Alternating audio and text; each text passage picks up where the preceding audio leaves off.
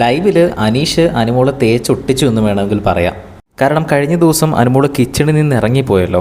അപ്പം അത്രയും നാൾ അവിടെ അനുമോളായിരുന്നു ഏറ്റവും നന്നായിട്ട് ഫുഡ് ഉണ്ടാക്കി എല്ലാവർക്കും കൊടുത്തുകൊണ്ടിരുന്നത്. അനുമോൾ ഉണ്ടാക്കുന്ന ഫുഡാണ് അവിടെ ഏറ്റവും എല്ലാവരും എൻജോയ് ചെയ്ത് കഴിച്ചുകൊണ്ടിരുന്നത്. നല്ല ടേസ്റ്റി ആയിട്ടുള്ള ഫുഡാണ് അനുമോളുടേത് എല്ലാവർക്കും അഭിപ്രായമുണ്ടായിരുന്നു.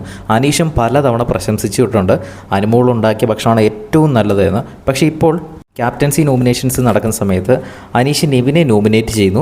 നെവിനെ നോമിനേറ്റ് ചെയ്യുമ്പോൾ പറയുന്ന ഒരു കാരണം ഇതാണ്: കിച്ചണിൽ ഒരു പ്രതിസന്ധി ഘട്ടം ഉണ്ടായപ്പോൾ അവിടെ ഉണ്ടായിരുന്ന ഒരാൾ ഉപേക്ഷിച്ചിട്ട് പോയപ്പോൾ നെവിൻ അത് ഏറ്റെടുത്ത് ചെയ്തു. അതുമാത്രമല്ല, അതിലെടുത്ത് പറയാനുള്ളത് നെവിൻ്റെ ഭക്ഷണമാണ് ഞാൻ ഇതുവരെ ഈ വീട്ടിൽ കഴിച്ചിട്ടുള്ളതിൽ ഏറ്റവും രുചികരമായത്, ഏറ്റവും ടേസ്റ്റി ആയിട്ടുള്ള ഭക്ഷണം നെവിൻ്റെ ആയിരുന്നു എന്ന് അനീഷ് പറയുന്നു.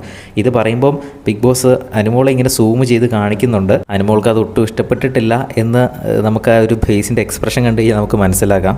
കാരണം ഇത്രയും നാൾ അനുമോൾ അവിടെ ഉണ്ടാക്കി കൊടുത്തിട്ട് അനുമോളെ പ്രശംസിച്ചുകൊണ്ടിരുന്നതാണല്ലോ. അപ്പോൾ അനുമോൾ കിച്ചൺ ഇട്ടിട്ട് പോയപ്പോൾ ആകെപ്പാടെ തകർന്ന് അടിഞ്ഞു പോകുമെന്നാണ് അനുമോൾ കരുതിയത്. പക്ഷേ നെവിൻ അത് ഏറ്റെടുത്ത് വളരെ ഭംഗിയായിട്ട് തന്നെ ചെയ്തു. അതുതന്നെയാണ് അനീഷ് ഇവിടെ പറഞ്ഞത്. അതുകൊണ്ട് തന്നെ അനീഷ് നെവിനെ ക്യാപ്റ്റൻസിയിലേക്ക് നോമിനേറ്റ് ചെയ്യുന്നു. അത് കഴിഞ്ഞ് രണ്ടാമതായിട്ട് അനീഷ് ഷാനവാസിനെയും നോമിനേറ്റ് ചെയ്യുന്നുണ്ട്. എന്തായാലും ലൈവിൽ ഇപ്പോൾ ക്യാപ്റ്റൻസി നോമിനേഷൻസ് ആണ് നടന്നുകൊണ്ടിരിക്കുന്നത്. ആരൊക്കെയാണ് ക്യാപ്റ്റൻസി നോമിനേഷനിൽ വന്നതെന്ന് കഴിയുമ്പോൾ അപ്ഡേറ്റ് ചെയ്യാം. കാണുന്നതിനായിട്ട് ചാനൽ സബ്സ്ക്രൈബ് ചെയ്യുക. വീഡിയോ ഇഷ്ടപ്പെട്ടാലൊന്ന് ലൈക്ക് ചെയ്യുക.